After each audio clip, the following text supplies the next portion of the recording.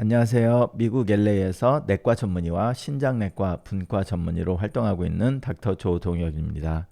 오늘은 산부인과적인 이야기일 수도 있지만 제가 내과 그리고 주치의로 활동을 하면서 흔히 보는 이슈 중에 하나인데 갱년기 그리고 호르몬 치료에 대해서 이야기를 좀 해보려고 합니다. 지난번에 유방암 검사에 대해서 이야기를 했는데 시청자분께서 폐경을 하셨는데 58세에 에스트로겐 영향을 많이 받았고 치밀 유방이라서 유방암이 걱정이 된다고 말씀을 하셨는데, 제가 유방암 영상에서 호르몬 약물 치료가 유방암 위험도를 증가시킨다고 말씀을 드렸는데요. 거기에 대해서 오늘 조금 더 자세하게 이야기를 해보겠습니다. 갱년기라고 하면 다들 아시겠지만 폐경 전후의 여성에서 나타나는 생리적인 현상을 가지고 이야기를 하는데요. 주로 원인이 에스트로겐이 감소를 하면서 그 호르몬의 분비 감소에 따른 여러 가지 증상들이 나오는데요.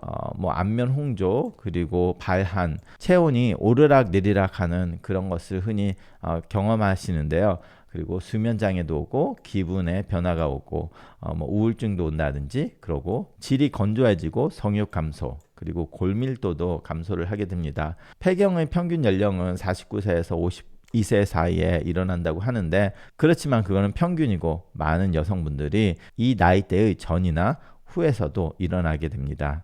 자, 그래서 오늘 토픽인 호르몬 치료의 목적에 대해서 먼저 말씀드리는데요. 이렇게 에스트로겐이 떨어지고 이런 증상이 나오다 보니까 그 부족해진 에스트로겐과 그리고 프로게스틴을 보충을 해서 원래 폐경 전의 호르몬 레벨을 어느 정도 맞춰줘서 거기에 대한 증상을 완화하자라는 목적에서 호르몬 치료를 하는데요.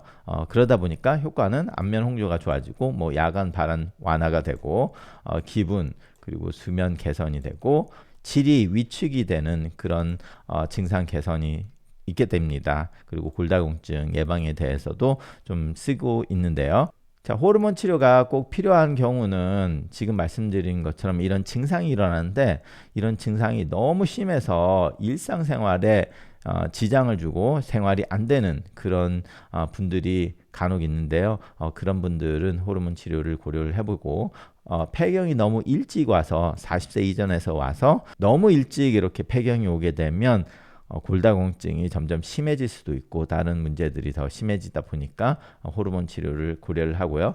이렇게 골다공증 위험이 조기 폐경 플러스 뭐 다른 골다공증 위험이 있는 여성에서는 호르몬 치료를 고려하게 됩니다. 저는 한인타운에서 대부분 65세 이상의 환자분들이 대부분 오게 되다 보니까 저한테는 폐경을 시작하면서 그런 문제를 저한테 호소하는 경우보다는 연세가 드신 분들이 폐경 후에 일어난 증상 때문에 저한테 말씀을 하는 게 아니라 우연히 이야기가 되는 것 중에 가장 흔한 것이 질 건조로 인한 반복적인 방광염 때문에 항생제를 계속 먹어야 되는 그런 경우를 보게 됩니다.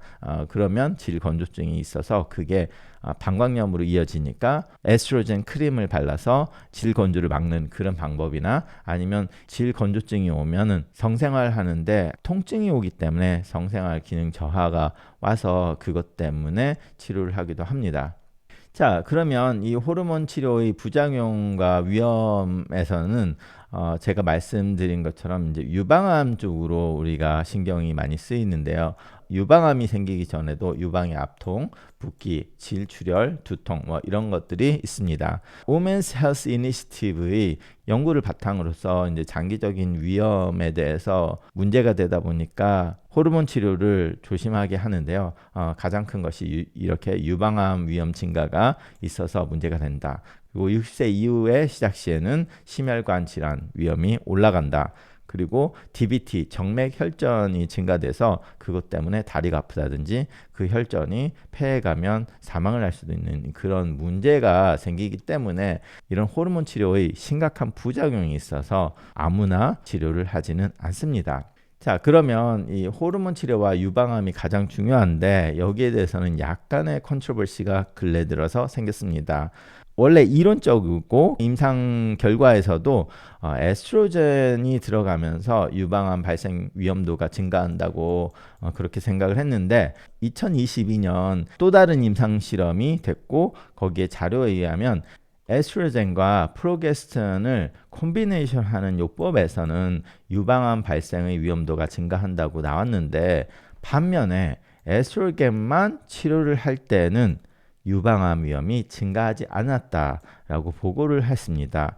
그리고 그 임상실험에서는 오히려 유방암의 빈도가 줄어들었기 때문에 지난 몇 년 전에 나온 임상실험에 의해서는 에스트로겐만 치료를 할 때는 어쩌면 유방암의 위험도를 오히려 줄일 수도 있지 않나라는 의문을 가지는 자료가 나왔습니다. 그런데 워낙 이 에스트로겐 때문에 유방암이 생겼다라는 자료들이 있었기 때문에 현재까지도 US Preventive Service Task Force라고 하는 공식적인 미국 예방학회 같은 그런 기관에서는 에스트로겐과 프로게스테론 요법은 반대를 하고, 에스트로겐만 하는 요법도 둘 다 반대를 하고 있습니다. 그래서 폐경을 한 여성에서 두 개 다 반대를 하고 있는 입장이죠. 그렇지만 여기에서는 약간의 컨디션이 다른 군에 대해서 이야기를 했는데요. 자, 어쨌든 이 호르몬 요법이 유방암의 위험도를 높인다는 생각 때문에 이제 호르몬 치료의 대체 대안들을 생각을 하는데요. 식물성 에스트로겐을 사용하는 사람들도 있고, 증상 완화를 위해서 특히 우울증이나 홍조 이런 것들은 항우울제, SSRI 항우울제가 잘 듣는다고 나오고 있습니다.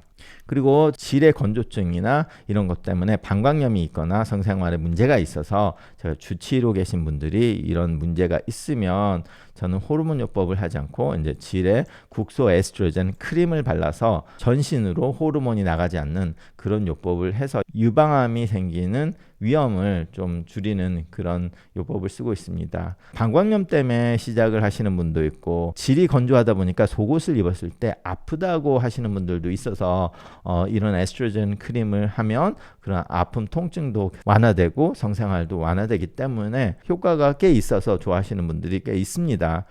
제가 이 말을 조금 더 많이 하는 이유는 아무래도 여성분들, 특히 연세가 드신 분들은 이런 여성 생식기에 대해서는 말을 좀 꺼려 하시다 보니까 고생을 하면서 이것을 말을 안 해서 치료 방법이 있는데 모르고 치료를 받지 않고 고생을 하시는 분들이 꽤 있어서 제가 오늘 이쪽에 대해서 조금 더 이야기를 해드렸습니다. 자, 그리고 폐경을 할 때 생활습관 개선을 하면 폐경을 지나가면서 증상이 좀 완화가 되는데요. 특히 운동, 그리고 체중 관리하시고 금연, 알코올 제한하시는 것을 참고하시기 바랍니다.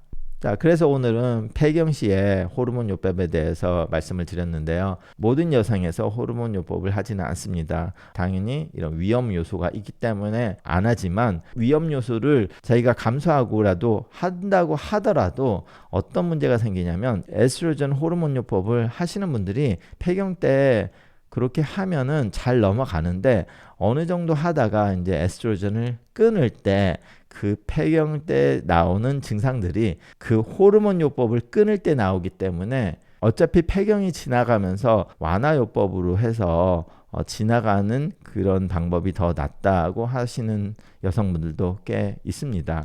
그래서 이렇게 증상이 너무 심할 때 각각의 환자분에서 폐경이 일찍 옴으로써 문제가 되시는 분들이 있다면 그런 분들은 호르몬 요법을 고려할 수 있는데, 만약에 호르몬 요법을 하시고 싶으시다면 산부인과 전문의를 만나서 상의를 하고 하시는 것을 추천을 드립니다. 그래서 자신의 폐경에 대한 위험도와 그 치료에 대한 위험도를 밸런스를 맞추고, 그리고 얼마만큼 할 건가, 그리고 어느 정도 오랫동안 이 호르몬 치료를 할 것인가까지 다 생각을 해서 치료에 임하시면 좋겠습니다. 감사합니다.